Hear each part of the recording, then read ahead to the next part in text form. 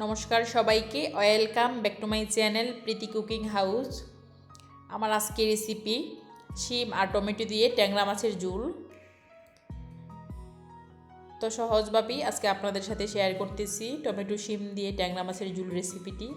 তো ট্যাংরা মাছ দিয়ে মাছ তরকারি রান্না করার জন্য প্রথমেই কড়াইয়ে তেল পেঁয়াজ দিয়ে দিলাম, পরিমাণ মতো তেল দিয়ে দিলাম পেঁয়াজ কুচি। পেঁয়াজটা একটু বাদামি হয়ে এসেছে, এর মধ্যে দিয়ে দিচ্ছি 1 চামচ পরিমাণ হলুদ আর দিয়ে দিচ্ছি 1 চামচ পরিমাণ মরিচের গুঁড়া।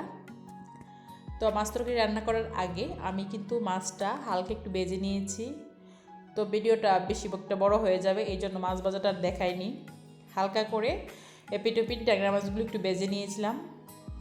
এর মধ্যে দিয়ে দিচ্ছি জিরা বাটা আর পেঁয়াজ বাটা।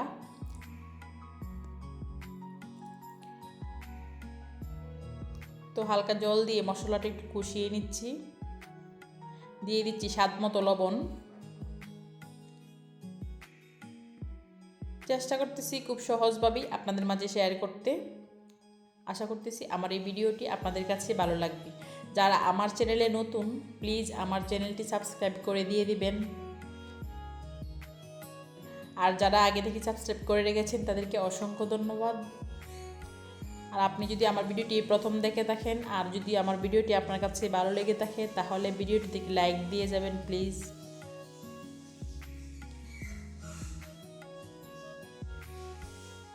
তো একটু ডেকে দিলাম শিমগুলো সিদ্ধ হওয়ার জন্য। 3 থেকে 4 মিনিট ডেকে দেওয়ার পর মশলা আর শিম একসঙ্গে মিশে এসেছে। এ পর্যায়ে টমেটোটা দিয়ে দিচ্ছি। টমেটো কিন্তু আমি আগে দিইনি, প্রথম দিয়েছি শিম দিয়ে 2 মিনিট ডেকে রেখেছিলাম। এবারে টমেটোটা দিয়ে আরও 1 মিনিট ডেকে দেব।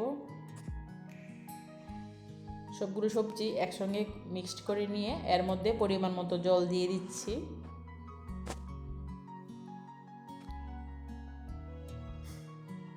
বেশি একটা ঝোল দিইনি, মাখা মাখা করে রান্নাটা করব।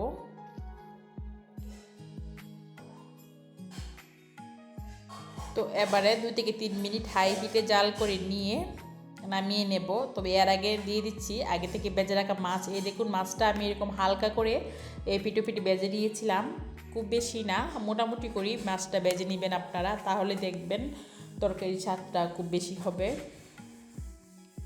তো আবার একটু ডেকে দিচ্ছি।